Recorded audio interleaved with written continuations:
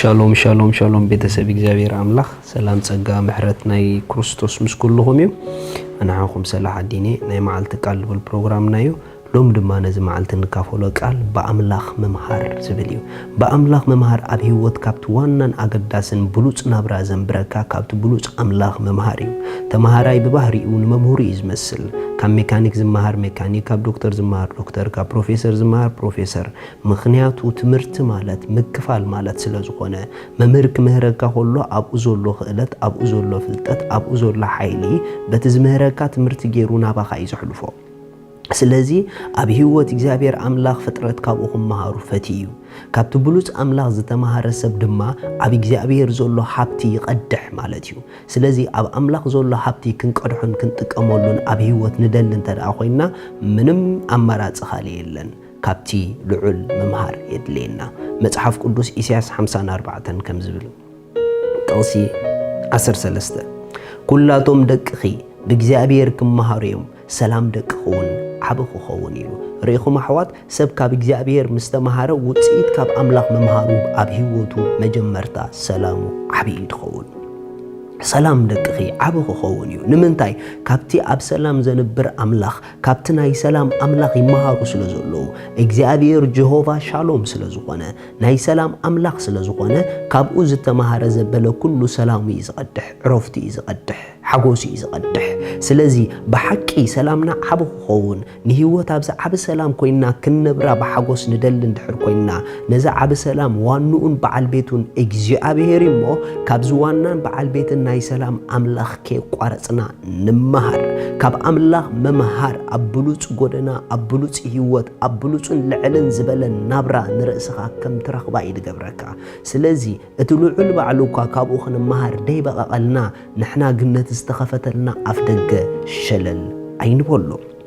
يسوع نزل عالم غويتايو ريخو محوات سلام من زيدليا سلام من زيدليا كلن سلام يدليا نيشتي قلع سلام يدلي انسسا خيترف سلام يدلي منغست سلام يدلي هاجر سلام تدلي حزب سلام يدلي حبرتسب سلام يدلي عد سلام تدلي ابو سلام يدلي منسي سلام يدلي كل سلام يدليو مخنياتو السلام ابي ود كسعكندي اقداسو مخانو رئيو كل فطرت سلام يدليو نايز سلام وانا جن እግዚአብሔርዩ ካብ አምላኽ ዝመሃሩ ዘበሉ ኩሎም ኣብዘይ ቋርጥ ሰላም ንህይወቶም ክትሕምብስ ይረኽብዋዮም ሓወይ ሓፍተይ እቲ ኩሉ ትጎየ ዘለኻ ጉያ ንልብኻ ዘቕስን ዘዕርፍ ሰላም ከም ጸልካ ከም ዘይከር ርግጸኛ እየ ብሓቂ ንልብና ሙሉእ ብሙሉእ ኡፈይ ደብሎ ኣብ ሓጎስ ዘንብሮ ሰላም ካብ እግዚአብሔር ይዝመጽእ ስለዚ ካብ አምላኽ ከይቋርጽና ንመሃር መጽሓፍ ክዛረብ ከሎ ነቲ ሓቂ ክትፈልጥዎ ይኹም እቲ ሓቂ ድማ ሓራ ከተውፀኩም እዩ እግዚአብሔር አምላክ ስሙ ይባረክ ወንጌል ዮሐንስ 8:32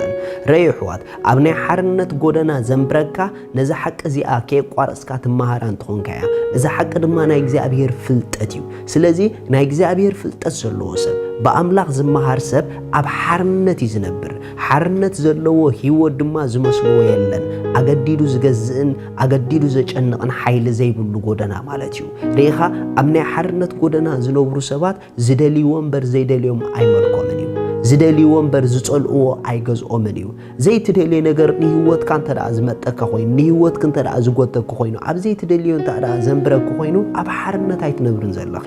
ምክንያቱ ቶም ኣብ ሓርነት ዝነብሩ ንህይወቶም ብጀካሶም ዝፈቀድዎ ዘይፈቀድዎ አይመልኮምን እዩ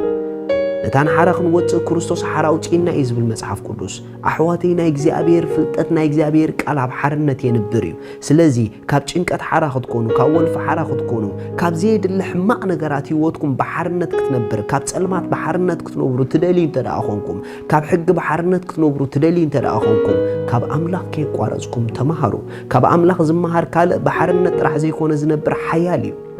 ምክንያቱ ቶም ንእግዚአብሔር ዝጽበዩ ኃይሎም ይሕደስ ይዝብል ቃል አምላኽ ንህይወት ሓያል ይዝገብረካ ንጎደናታትካ ኩሎም በኃይል ክትነብሮም ብጉልበት ክትነብሮም ብጽንዓት ክትነብሮም ብጥበብ ብምስትውዓል ክትነብሮም ዝገብረካ እግዚአብሔር እዩ كمون قصيلو مصحف كزارب كله مستوعلن فلطتن كاب افكاين زوصايلو ምሳሌ ምዕራፍ 2 እዚ ማለት ካብ እግዚአብሔር ዝመሃር ሰብ ኣብ ምስተውዓልና ብጥበብን ርእሱ ይረኽባ እዩ ማለት እዩ ስለዚ ኣብዚሕና ካብ ኣምላኽ እንተዳ ተማሂርና ብጥበብን ምስተውዓልን ክንከይድ ንርእስና ክንረኽባ ኢና ርኢኹም ኣሕዋት ግዜ ጥበብ ይደሊ ንግዜ ብጥበብ ክትጥቀመሉ ንጥበብ ካብ ኣምላኽ ተመላእያ ርኢኹም ንግዜኹም ብጥበብ ተጠቀሙሉ ይብል መጽሓፍ ቅዱስ ግዜ ድማ ናይ ኩሉ ነገር ዋና እዩ ነገር ግን ንግዜኦም እኹል ጥበብ ዘለዎም መንዮም ተዳኢልኩምኒ እቶም ካብ ኣምላኽ ዝመሃሩ ሰባት እዮም ካብኡ ቀፂሉውን ካብ ኣምላኽ ዝመሃር ሰብ ንህይወቱ ኣብ ብርሃን ይስረኽባ ምኽንያቱ ቃልካ ንእግረይ መብራህትን መገደይ ብርሃን ስለ ዝብል ህይወቱ ኣብ ድንግርግር ጎደና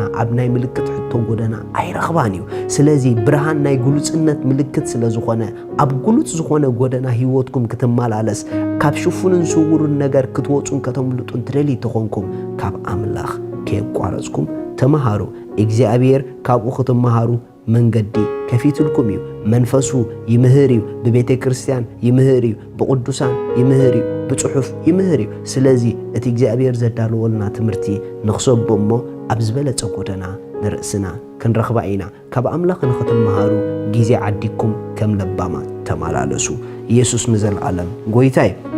ስለዚ ኩልና ከምዚልና ንኣውጅ በኢየሱስ ክርስቶስ ስም ኣምላኸይ መምረይ ስለ ዝኾንካ የመስግነካ ኣለኹ ኣብ ህይወት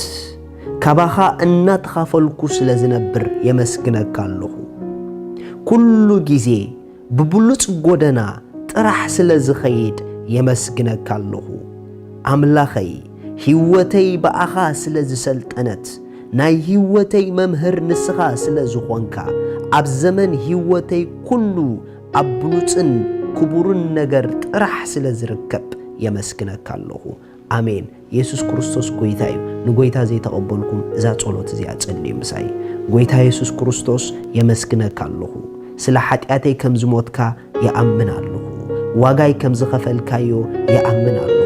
ስለይ ከም ዝሞትካ የአምን ኣለኹ ብሳልሰይቲ መዓልቲ ከም ዝተንሳእካለይ የአምን ኣለኹ ንዓኻ ብምእማነይ ካብዛ ሰዓት እዚኣ ውሉድ ኣምላኽ ኮይነለኹ አሜን እዛ ጸሎት ጸሎኹም በዚ ታሕቲ ዘሎ ጌርኩም ኮንታክት ግበሩና ሻሎም